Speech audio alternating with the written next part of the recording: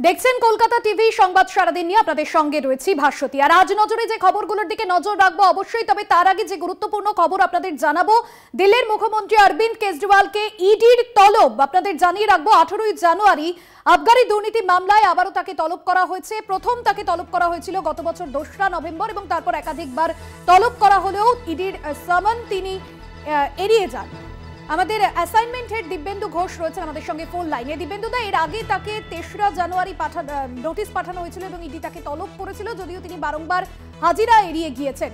এবং সেক্ষেত্রে তিনি কি হাজিরা দেবেন, কি এখনো পর্যন্ত বক্তব্য উঠে আসছে আম আদমি পার্টির প্রধানের তরফে? দেখো, দিল্লির যে আবগারি দুর্নীতি যে তার সামনে যে আর্থিক লেনদেন সংক্রান্ত যে তছরূপের অভিযোগ ইডি এনেছে, তাতে ইডি এখনো পর্যন্ত 6টা চার্জশিট দিয়েছে।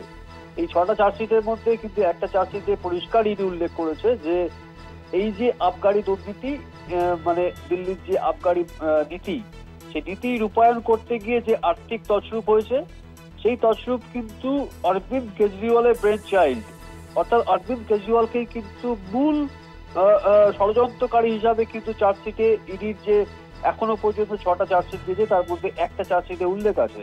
এবং এর আগে 3বার দেখেছি ইডি তাকে ডেকেছে, গত বছর 2রা নভেম্বর, তারপরে 22শে ডিসেম্বর এবং তারপরে 4ঠা জানুয়ারি, কিন্তু কোনোটাতেই অরবিন্দ কেজরিওয়াল হাজিরা দেননি। তার পরিষ্কার বক্তব্য ছিল ইডির এই সমন বেআইনি, অবৈধ।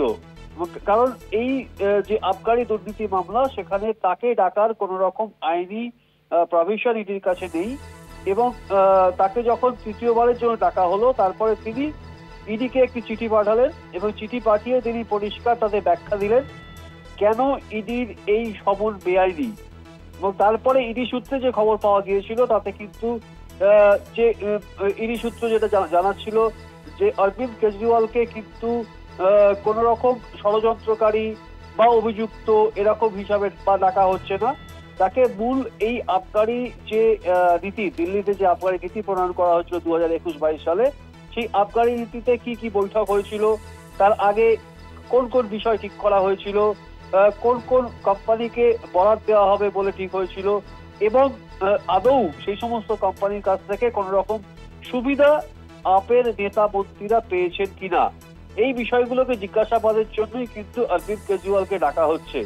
এবং এবারও অর্থাৎ 4র্থবারের জন্য আগামী 18ই জানুয়ারি আবার ইডি তাকে এই আবগারি দুর্নীতি মামলায় অরবিন্দ কেজরিওয়ালকে ডেকেছে। কিন্তু এখনো পর্যন্ত অরবিন্দ কেজরিওয়ালের পক্ষ থেকে বা আপের পক্ষ থেকে এখনো পর্যন্ত এটা স্পষ্ট নয় তিনি 18ই জানুয়ারি হাজিরা দেবেন কিনা। কারণ গত 3টি হাজিরাতে কিন্তু অরবিন্দ কেজরিওয়াল পরিষ্কার করে দিয়েছিলেন ইডির এই সমন বেআইনি, অবৈধ।